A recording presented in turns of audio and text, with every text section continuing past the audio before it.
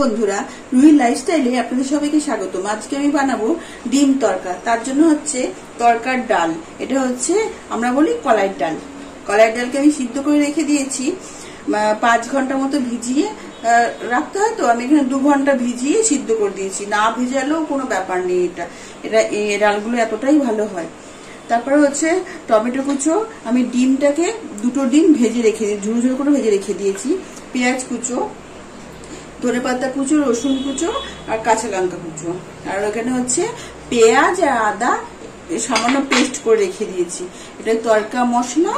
আর এটা হচ্ছে নুন, হলুদ, ধনে গুঁড়ো, গরম মশলা আর কাসুরি মেথি।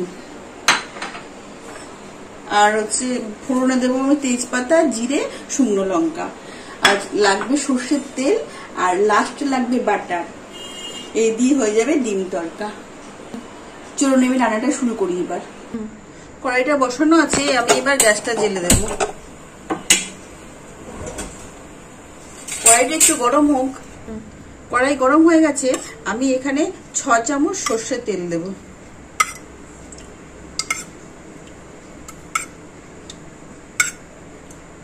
এবার তেলটা একটু গরম হোক।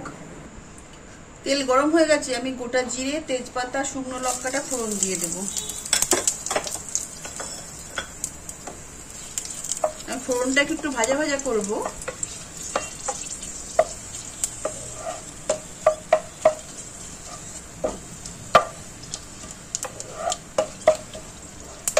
ফোড়নটা একটু ভাজা ভাজা হয়ে যাক। ফোড়নটা ভাজা হয়ে গেছে, আমি এবার টমেটো কুচিগুলো দিয়ে দেব। আমি এর মধ্যে সামান্য একটু লবণ দিয়ে দেবো।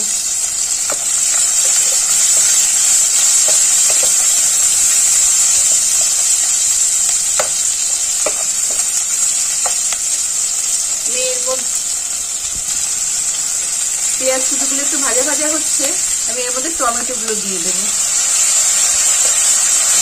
পেঁয়াজ আর টমেটো আমি একসঙ্গে একটু ভালো করে ভাজা ভাজা করবো, যাতে টমেটোর কাঁচা গন্ধগুলো না থাকে।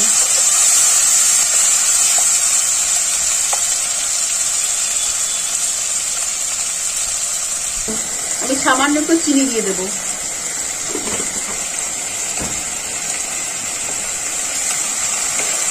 একটু ভাজা ভাজা হয়ে গেছে, আমি এর মধ্যে রসুন কুচিগুলো দিয়ে দেব।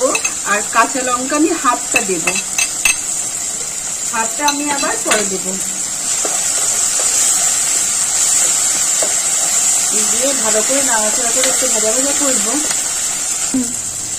আমার এগুলো ভাজা ভাজা হয়ে গেছে, রসুনের একটা দারুণ গন্ধ ছেড়ে গেছে। তোমার ভাজা ভাজা হয়ে গেছে, আমি এবার এখানে হচ্ছে আদা বাটা, সামান্য একটু পেঁয়াজ বাটা এটা দিয়ে দেব। সামান্য একটু জল দেবো এর সাথে।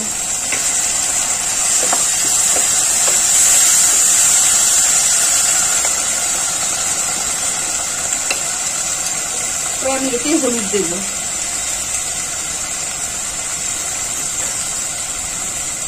ধনে গুঁড়ো দেব।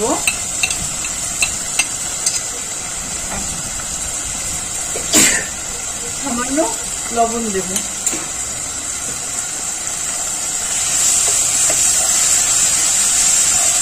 আমি আরেকটু সামান্য জল দেব, যাতে মশলাটা না পুড়ে যায়। এবার আমি মশলাটাকে ভালো করে কষাবো।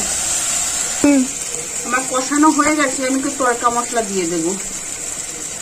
দিয়ে একবার নাড়াচাড়া করে দেব। দিয়ে আমি যে কলাই ডাল সিদ্ধ করা আছে এটা আমি দিয়ে দেব।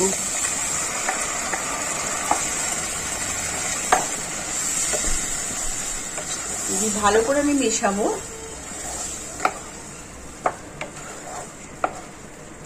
একটু ফুটুক, দেখি হলুদগুলো সব একদম পুরো ঠিকঠাক হয়েছে কিনা। একটু ফুটুক। এবার আমি গরম মশলাটা দিয়ে দেব। আর সামান্য মানে হাফটা কসুরি মেথি আমি এখন দেব, আর হাফটা আমি পরে দেব, লাস্টে নামানোর আগে দেব।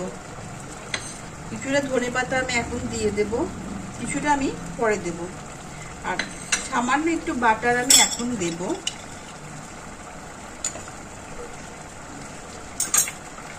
আর পুরো তড়কা মশলাটা আমি দিয়ে দেব।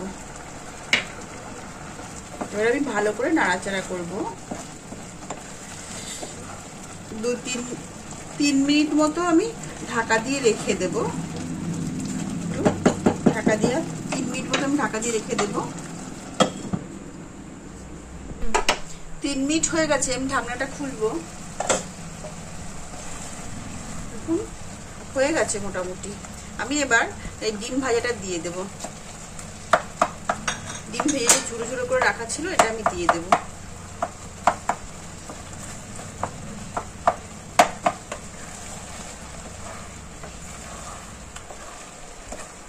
আমি গ্যাসটা একটু সিমে দেব।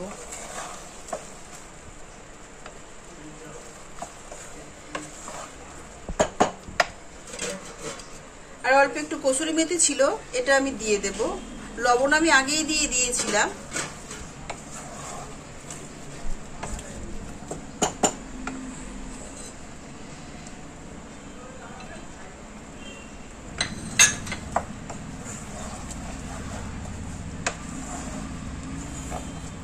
একটু নাড়াচাড়া করবো যাতে মাখো মাখো ব্যাপারটা এসে থাকে।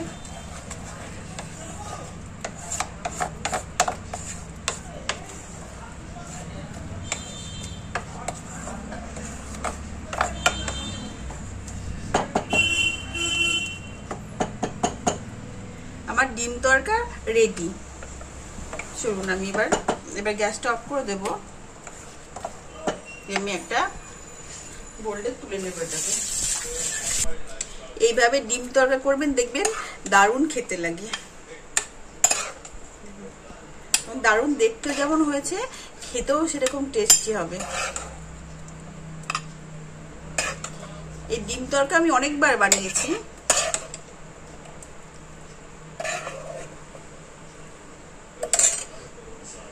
দেখুন, ডিম তরকা আমি অনেকবারই বানিয়েছি।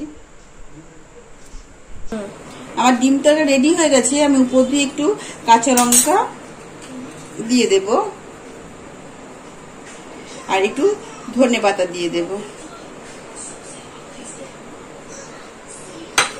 আর তরকার যেটা মেন জিনিস, বাটার না দিলে ডিম তরকাতে টেস্টই আসে না। যে কোনো তরকাতে টেস্ট, এই জন্য বাটারটা আমি একটু বেশিই দিলাম।